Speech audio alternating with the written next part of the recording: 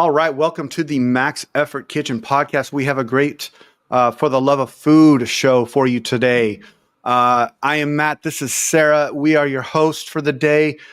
Sarah, how you doing? I know you have had an amazing week.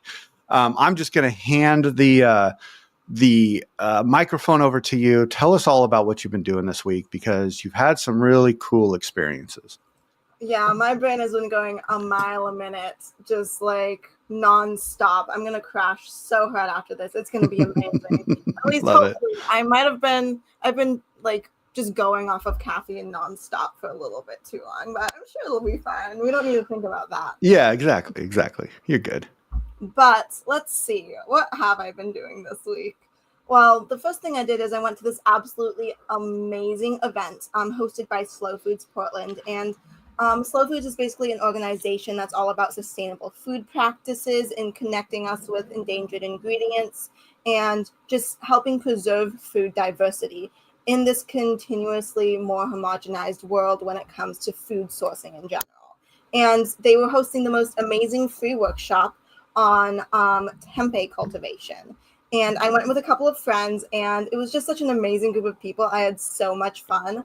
They had amazing, like, fermented foods laid out there, this fermented lemonade. And when I tell you I had the best bread I've ever had, it was a whole wheat sourdough bread. Oh, yeah. You just taste it. Oh, wait, of course you can taste it, but you know what I mean. Like, Well, yes. I mean, one of my favorite pizza doughs to make is a 72-hour cold fermented pizza dough, which is very similar to what you're talking about right there. Like the flavors that are developed, the way that the gluten's develop, it is number one top of my list pizza doughs. So I'm totally with you on that. For anybody who doesn't know what tempeh is, could you explain to them what that is?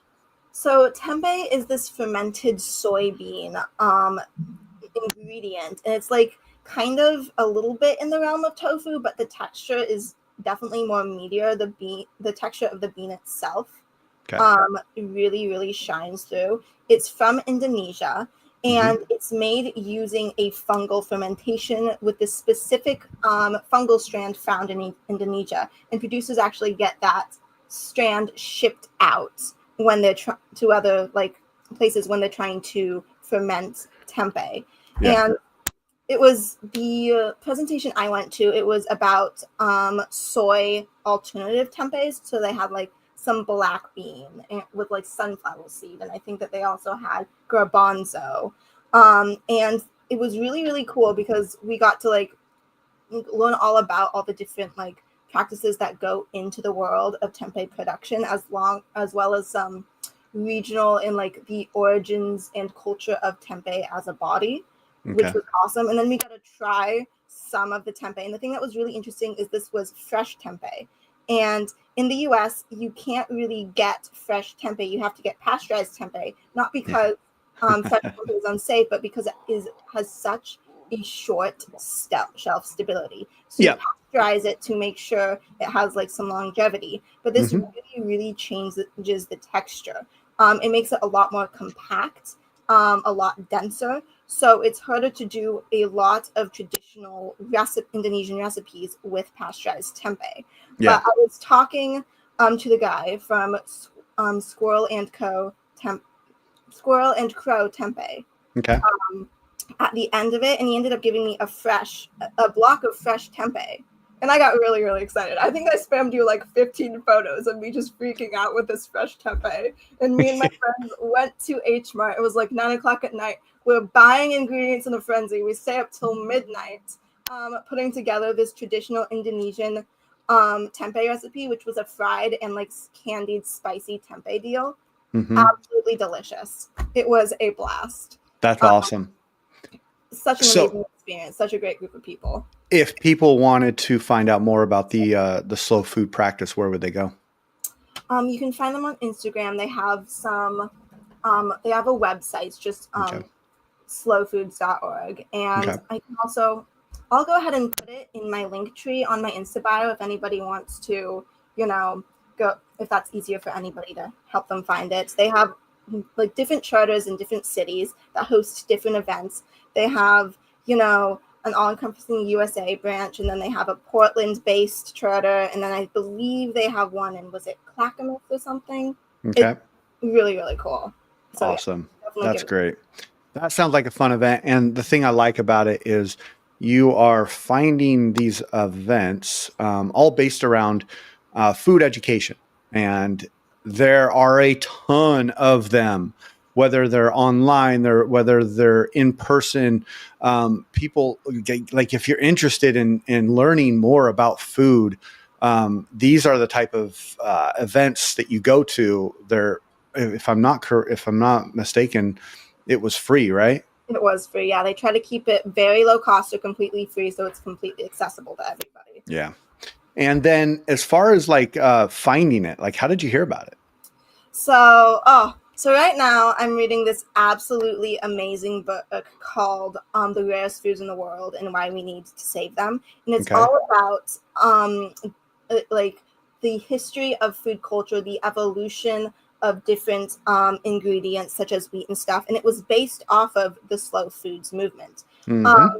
So I started looking into it while I was reading this book, and I found out that they had a Portland charter, and I started following them on Instagram, and they're connected to all sorts of other local food organizations that do host free events. So I'm always just checking, seeing what kind of stuff I can go to and explore. That's awesome. You should let me know about these things, and maybe we could do an offsite podcast on it. Oh, that would be there, awesome. or even, if you're talking to people, I know you've been talking to that restaurateur over here in Tiger. We're trying to get a show put together, but any type of guest, man, it's just, I think guests are great. I love interviewing people. I love hearing their story and getting them on here. So that would be a lot of fun.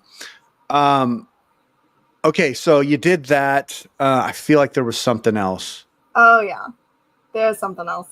What was the other thing?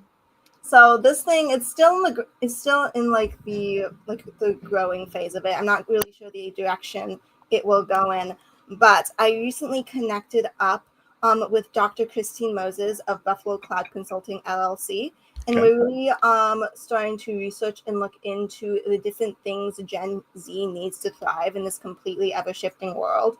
Okay. I mean, at this point, there has been a lot of just like a shift in the developmental milestones of Gen Z and when we reach them. And it doesn't completely align with the expectations of like the current world. So we're seeing like a really big drop off with like Gen Z in entering the workforce in general. And we're really trying to focus on bridging the gap between Gen Z's needs and entering society. So we're starting doing these focus groups. So trying to put together focus groups, outreach focus groups, so we can gain the perspective of every single member of Gen Z and create a body of knowledge that we can give to different nonprofits to help create these supports. That's really cool. The fact that you're getting out there and you're being a part of this, it shows a lot of your drive and you're just going after things that you feel passionate about. And so that's a great example for anybody listening of what you can do to get out there and do stuff for what you believe in. And that's, Gen. Now, mind you, this is going to age me and I'm an old guy. You are Gen Z, correct? Yes, I am. Okay. Yeah. There we go. All right. Gen Z is the age, I think it's like 15 to like, I don't know, maybe 27 right now. Not exactly sure. Okay. So yeah, I'm 19, so I'm like kind of smack dab in the middle of things right now. Right in the middle of it, yeah. Yeah. I don't know if anybody caught that. She's 19. And I only say that because most 19-year-olds, I'm going to guess, are probably not doing some of the things that you're doing. So kudos to you on that. Oh, thanks. I'm Yeah, just a little bit extra in every way. Only way to be, in my opinion. I like that. Okay, so you did the slow food thing. You're doing that. It's a big week, and that sounds like a lot of fun. But we're going to talk about curry today. Oh yeah, curry. I love curry. I'm ready to go. Okay, so as usual, Sarah did a lot of research on the origins, and I mean, you've probably cooked with curry more than I have. I'll be honest with you. I have cooked with curry. I mean, it used to be a staple, so I have like my own little recipe that I use for my household. But I don't venture out in the areas of curry unless I'm letting a professional make it for me. And so there's sort of something about that. But we're going to dive into it. Sarah, open us up. Let's hear about curry and where it came from. So the first thing I want to say is just a little bit of a disclaimer because I am definitely not a professional when it comes to like food history and all that stuff. So there may be times where I accidentally present inaccurate information. So if you ever have any questions about like the validity of anything I'm saying, please reach out or look into it. If I've made an incorrect statement, I'll happily redact it. I also went ahead and put all the sources for today's podcast on my Linktree. If you're interested in back checking my work or learning a little bit more about anything, there's some really interesting reads on there. Interesting.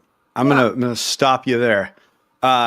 One thing that I want everybody to understand about food, and this is my opinion and very much my opinion only, is that food is subjective. And we all learn different ways through food.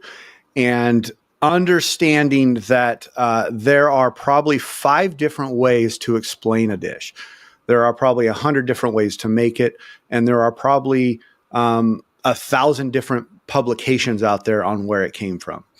What we're doing here is we are giving our take on these. So Sarah, and I appreciate that you did that, but one thing you should know is that the research you find is research you found. You know, you don't ever have to go out there and say that because you're doing what it takes to do the research.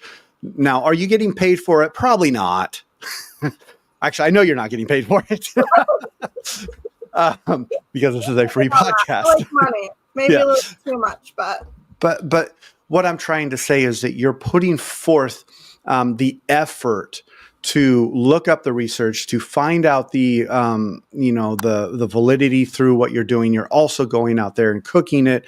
You're doing the steps that need to be taken to be able to have a strong foundation to talk about it. So it's not like we're just writing down notes from a book and going, yeah, this is what it is. There's a lot of backstory. I mean, Sarah's sending me pictures. She's talking to me about it. She's telling me all the stuff. That's why we do 2 weeks between a show, is because we're taking the time to really seek out what the information is and how to present it. And not only that, but hands-on. I mean, you're very hands-on with this stuff. That's why you're on this show. So I do appreciate that you said that. But if anybody's challenging any validity, just understand that this is a perspective from our experience. And that's all I wanted to say. So I don't ever want you to have to apologize for what you're doing. That's all. Well, that is a great point to make. And I completely, I see that perspective. I will definitely keep that in mind. Yes. I definitely try very hard to present valid information and not accidentally spread any misinformation, because especially in our modern era, that is such a huge problem. Right. So, right. Yeah. No, I hear you there. And like I said, it's food, and it's not like you're just jotting down notes from a book and then regurgitating it. You're actually living it for a little bit and understanding it and seeing all the realms. So, all right. Now that we got that out of the way, you go ahead. Okie dokie. So let's see. So the thing that really fascinated me about curry, and the reason I wanted to look into its history, is because I was curious as to why there were so many forms of curry. I mean, we see it in Thai, Malaysian, Japanese, Indonesian, Indian cuisine. I mean, there's so many different cultures that have taken curry on. And at the same time, I feel like I didn't fully understand what curry was as a definition. Yeah. So it really fascinates me intrigued me as to how this came to be and what really defines curry as a body. Okay. So as I started looking into it, I did find that curry is definitely a slippery term because it can be one dish in one culture or a completely expansive category in another culture. And I did find that most curries come from Indian roots. Yes. Um, but the thing that I did find a really interesting quote online, a really interesting train of thought that was kind of fun to follow for a second. Hmm.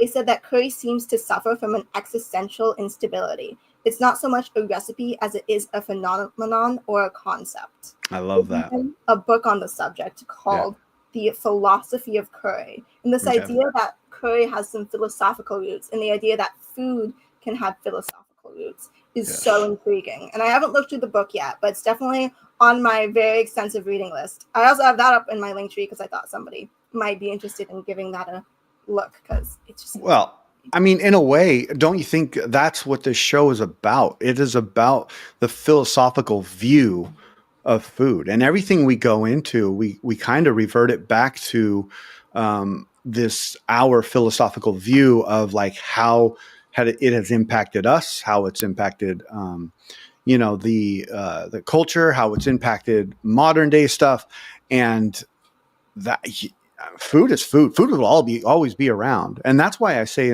earlier that it's subjective, it really because and some people, I have a friend that really struggles with me saying that, and it's a little bit of banter in between us, but to me, I just don't think that if one person labels something as not a great product or not a great dish, that doesn't mean somebody else thinks it's not a great. It is subjective in its own right, in its own culture, in its own way. And curry is probably one of those things that is, to me, yes, when I looked up the definition of it, and because I mean, it's been a long time since I've actually gone down the educational route of it. But it was a sauce-based gravy-like thing, sauce, that you put together, and you put a bunch of meats and veggies in it. Right? It's a dish that is simplifying it to the basics, and that is not me dumbing it down to something basic, but what it is, it's saying looking at it. It's a way of looking at it. It's also a spice blend. And so there are two ways of thinking about the definition of curry, which, I early on in my learning processes, like on this stuff, I didn't understand the difference between the dish and the spice blend. I always thought they were kind of the same thing. Oh, you just use a spice blend in the dish, and now it's curry. Well, are you talking about the curry, the spice blend? Or are you talking about curry, the dish? So what we're really breaking down, and what she has stuff on, is the origins of it and where it came from. Yes. Honestly, curry could definitely be a series of podcasts because we could look at the regionality, we could look at the development of curry in specific cultures. We're looking at the history right now. We can look at techniques because honestly, I feel like there are multiple definitions of curry. I can probably think of 4 right now. I mean, it's a technique, it's a dish, it's a term, it's curry powder, so it's a spice blend, it's a flavor profile. Like there's so many different ways you can look at curry, and it's one of those things that it just really shows the beautiful cumulative of every single level of food. Yeah, I agree. It's so versatile too. It is. You can put anything in it. You can flavor anything. You can marinate in it. You can. The first time I heard about and started learning about garam masala, like that right there, that mixture of spices it's a one size fit all type thing. Like there's nothing that's bad on. Oh, I love garam masala. Oh, just nutty and spiced and herby and ooh. One time I made a garam masala gingerbread, and I think it was garam masala gingerbread and chili mango cake. Oh, I won that time. Yep. Yeah. That was a keeper. Please make that again. Honor.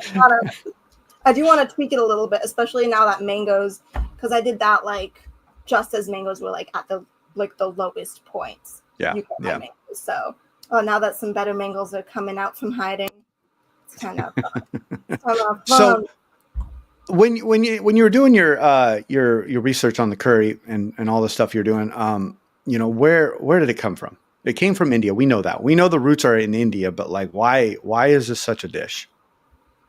So, as I was researching, I found that the reason curry is such an expansive category and hard to define term is the fact that it came from British colonization of India. So, the term curry is actually completely British. It comes from an accumulation of different words in different Indian languages and Yeah. has become like a body to define Indian saucy and spiced dishes. Hmm. Yeah. So here in my notes, have that curry was used as a cumulative words to describe an array of dishes made by different communities in Indian culture. Right. And it comes with this controversy at the same time due to such a brutal and extractive colonial rule. Right. And there are some people out there that I've talked to that will tell me that curry is British. And, I'm not going to, I don't go into like the battle of that because everybody has their own food opinions. There you go. Yeah. I love hearing perspectives and I love going down deep roads of conversations and debates and all that stuff. But to me, curry is a delicious dish that can provide nourishment for the soul. And that's the way I think of it. When I think of curry, I think of a cold, rainy day. When I think of curry, I think of spice mixes that are going to warm me up. When I think of curry, I'm like, how can I elevate a dish? Specifically with chicken or with tofu. Like a marinated tofu or a curry marinated tofu is fantastic. One of my favorite composed salads is a curry chicken salad. I love it. I think it's great. It's so, and then it's cold. So it's like, to me, curry is what it is. But and probably to the British, curry is what it is, and probably to India, curry, so it's like it's a very debatable topic. And I think if you're listening to this, you're hearing like that there's all these different angles of curry. And we're not even going to touch on the tip of the iceberg here. Oh my God, we could go on. And that's the cool thing about food, because like curry is a moment of comfort and nourishment and connection. That is at the root of all food. And then you have all these different levels of thought and collision, because like I've said once, I will say it again, I will say it a million times, I will stand on this point. Food is part of every single facet of humanity. It's part of science, it's part of art, it's part of history, it's part of psychology, it's part of our conscious experience. And because of that, there will always be a million intersections and crossings of food and the way we think about food. And as you were saying that about curry, a quote that I found that really came to mind, it's by Nina Compton, that says that unfortunately some of the most memorable and soul-satisfying foods were a necessity. Food is about survival and comfort and bringing people together. Yeah. And that last little bit there, food is about comfort and bringing people together. And we talk about this a lot, and I think we've talked about it in other shows, where there is a sense of food that brings a sense of love. There's go figure, for the love of food. I mean, come on. This is a great episode for our podcast name. I'm just saying. Yeah, exactly. And I think curry is topping the list on those things that really bring people together. I used to live in a apartment complex long time ago. I think I was 25, and I had some neighbors from India, and they were fantastic people, and they were great. I will tell you that the daily smell of curry coming out of their house and was incredible. And at that time in my life, I didn't fully understand it. I didn't understand what it was. I didn't understand why, the scent traveled so much. And I was just like, wow, that whatever they're eating smells so good. And I remember talking to them about that. And one day they brought me some like homemade naan with this, I think it was like butter chicken. It was the first time I'd ever had butter chicken. And it's a curry dish. But at the same point, like, whoa, I was blown away. And I don't think I've ever tasted anything like that before. But I've made curries. I've had lots of curries when I go out. I've had all kinds of different curries, but there was something about the way they were making it that felt different. And I wish I could go back to that time and place and be like, talk to them based off of what I know now and be like, oh, tell me all about this. But I didn't. I just have that memory of it. And what it did was it brought two different, I guess you could say, cultures together, because I didn't know them from anybody. And all of a sudden we knew each other and we were friends and we said hi. And, I high-fived their kids, and like it was, but the one thing that I really loved about it was it started a community and it brought togetherness. And that was cool. And that was something from my perspective I loved. Oh, food. Just like, yes. Honestly, that brings me to another point. Yeah. Because I have a book I think you are going to love. A book I wanted to, write a little love letter to real fast, because Right. it is so beautiful.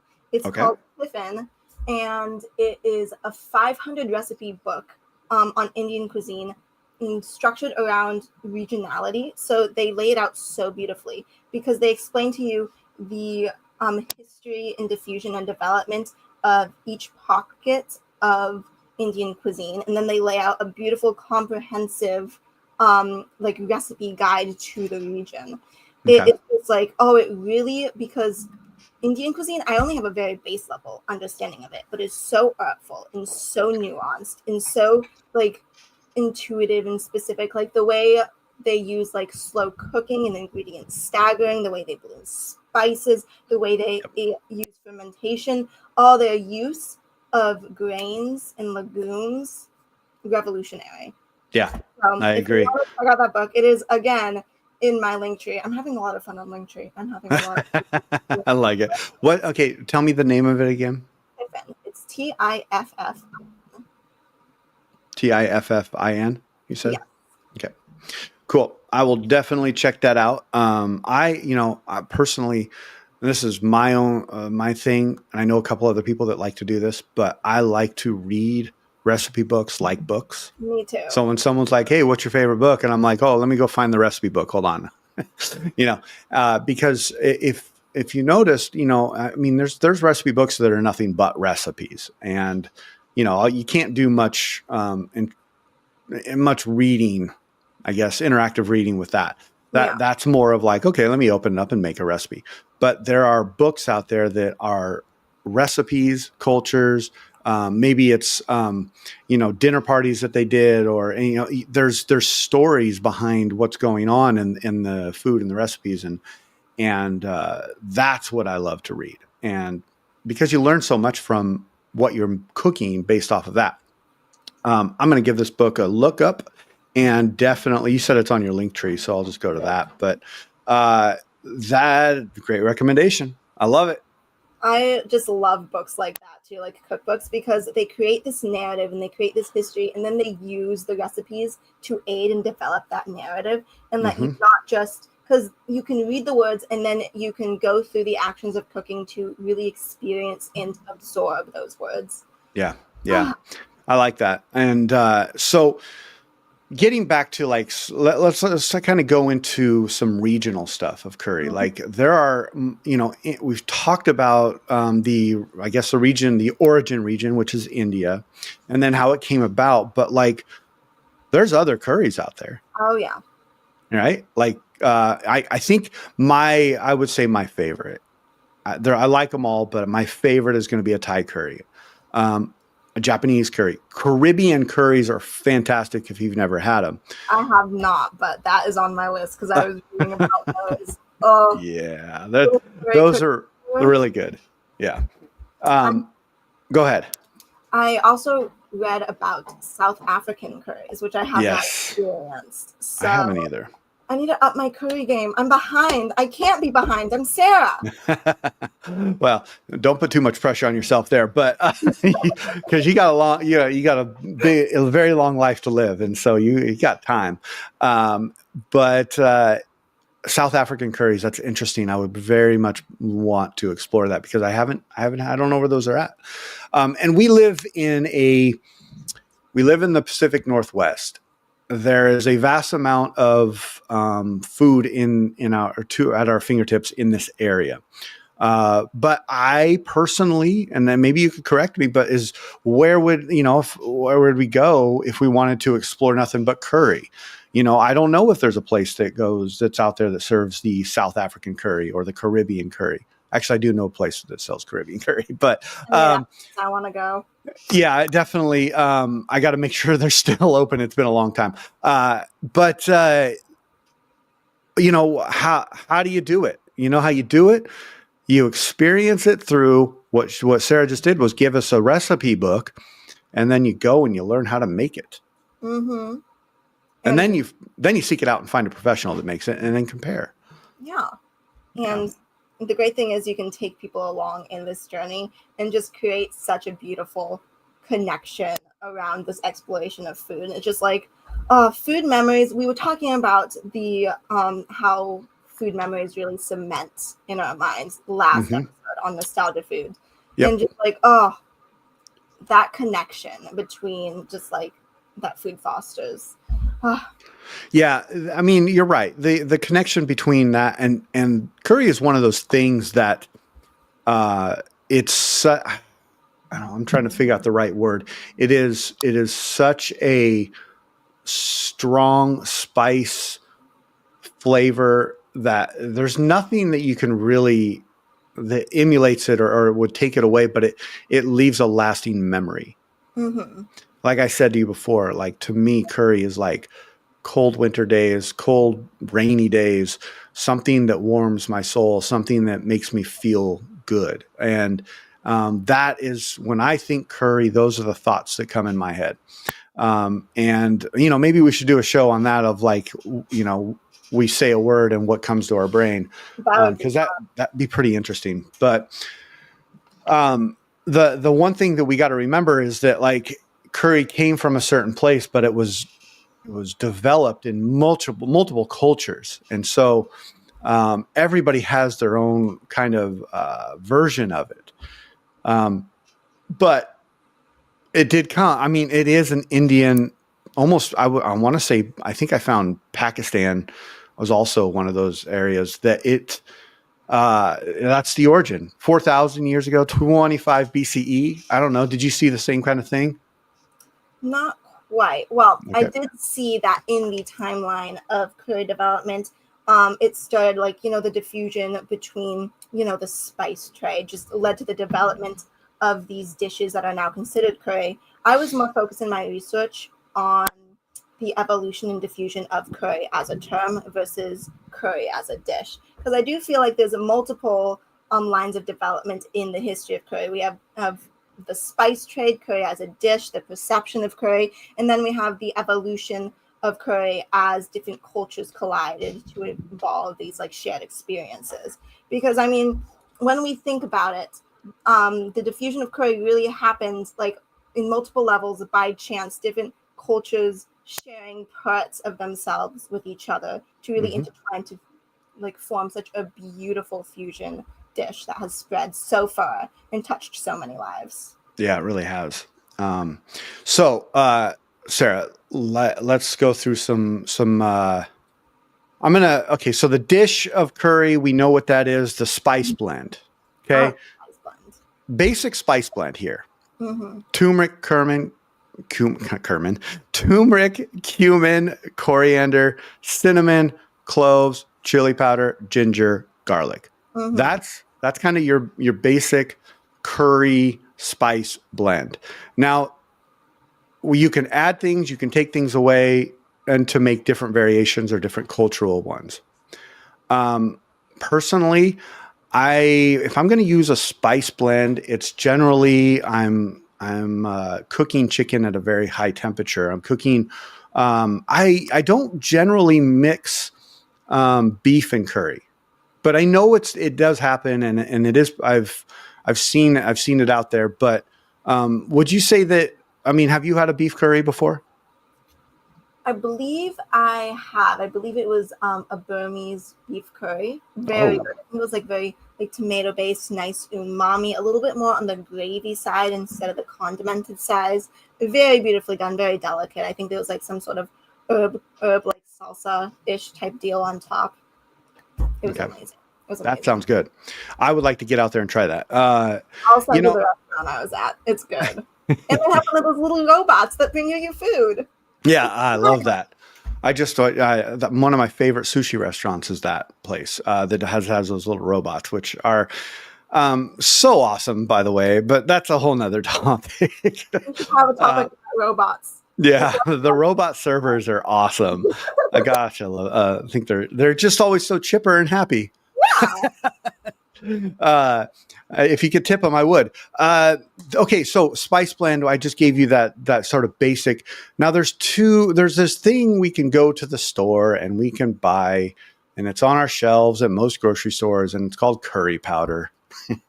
Now, curry powder is basically everything that I just told you, but it came about because, from what I understand, it was the Western civilization's way of simplifying curry because, you Yes. know, I think that most people aren't going to go out and buy a jar of all of those things.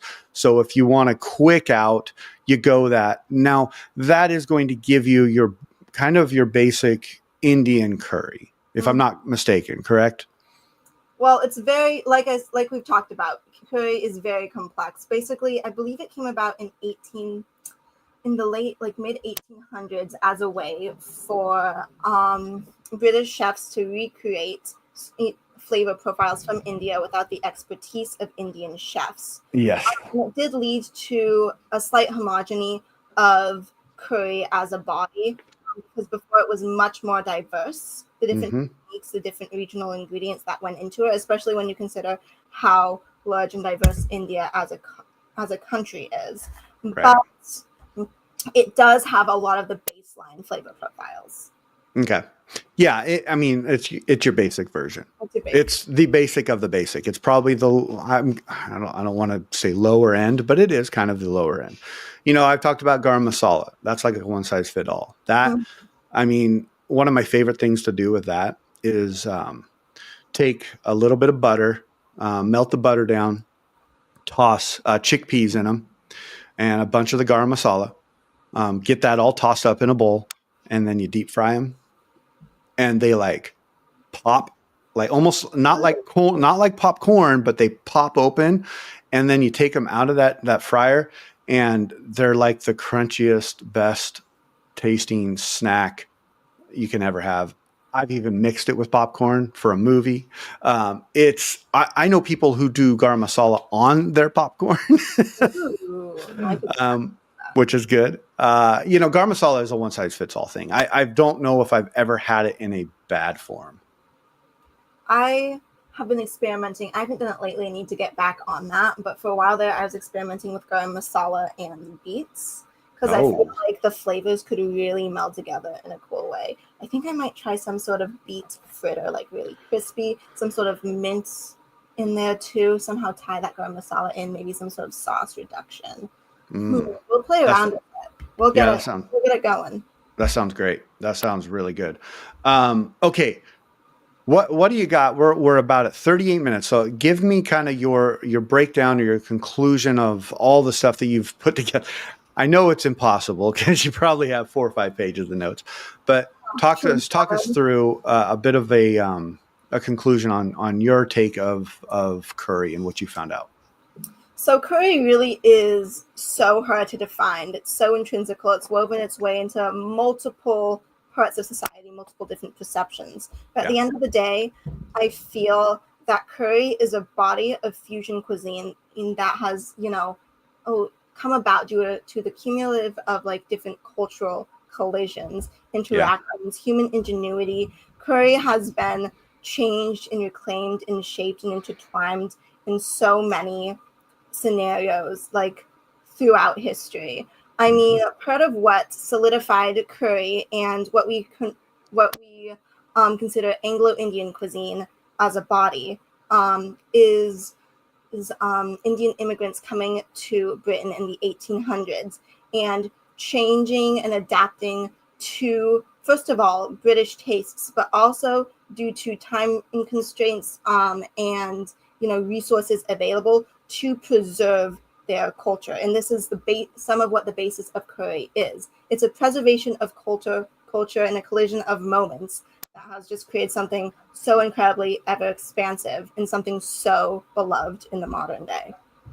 That was beautiful. Absolutely perfect. I mean, you just basically summed up your notes in a paragraph, but you did it really well. Oh God, I was all like, I hope the words are wording properly. Yeah, they are. No, that was really nice. Well said. So what I'm gonna do to kind of sum up my thing of curry is give you guys a curry paste recipe. I'm not going to tell you the quantities right now. I will post this online, but your basic curry paste recipe, and this is for something that I really love, and I make a Thai curry out of it. Mm-hmm. It's jalapenos, Thai chilies, cilantro, garlic, shallots, lemongrass, galanga. I always mess that up. I don't know if you know if I said it right there. Cumin and shrimp paste. Ooh, the shrimp paste. So that's the paste. Now I take that paste and I mix it with fish sauce, sugar, lime leaf or kaffir leaf, basil, and usually I'll always do a Thai purple basil, chicken, eggplant, coconut milk, and coconut cream. And like I said, I'll put the recipe online, but this is a very, very good starting point on how to make curry. And you can, the recipe for the paste, you can do that in a blender. You can do it in a food processor, a pestle mortar pestle, not pestle more, mortar pestle. You can chop it all up as much as you can and make almost like a rustic paste. But this recipe is really what got me into making curries. It got my family into eating curries. You can also buy curry paste, but I highly recommend making it because, like I've said in the past, when you make something, you gain an appreciation for where it came from and what's going on. And like even the basic of the basic, like what I just gave you, making it will give you that appreciation. And it's just one of those things that, like, you can know food. You can call yourself a foodie because you go out to restaurants or whatever, but at the same point, like if you're making the food and you're understanding it and you're having like your own experiences with it, you're going to develop your opinions and understand where it came from and appreciate it a little bit more. Because that's what I think that there's. I don't want to say there's a lack of appreciation out there, but there is a realm that I struggle with, is where people don't quite give food the gravitas or the weight that it should hold, because of what you said earlier, is the cultural backing and what it did and what it provided for people before we had this modern world.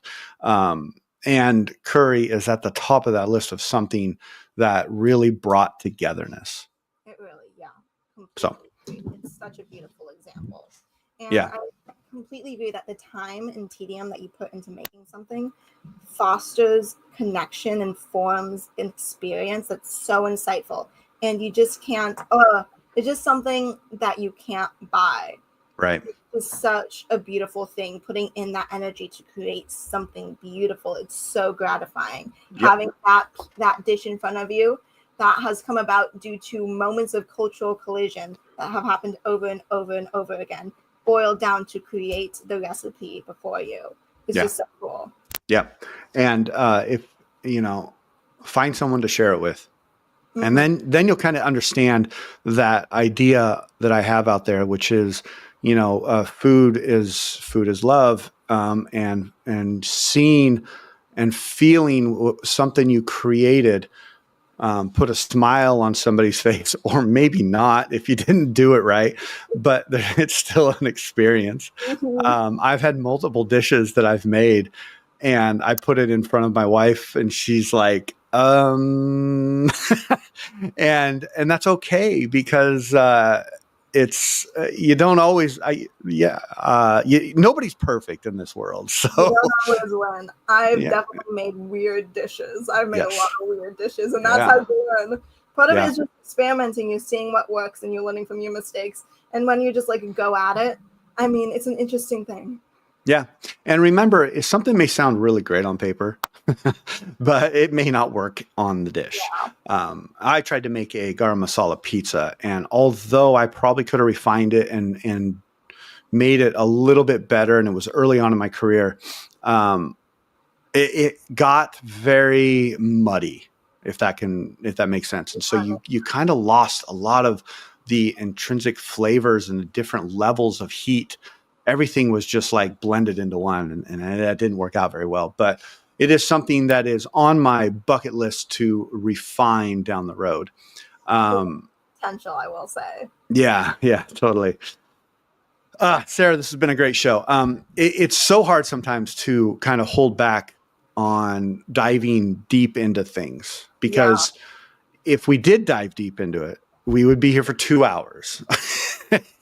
And neither Sarah or I probably have time for that. So we'll make time. Yeah, we'll make time. And one thing I will say that is, if you really, want to learn more, get out there and try it. Reach out to us. I am a very open person to, as far as hearing about things and giving you my opinions and talking through it, and just creating a collaboration.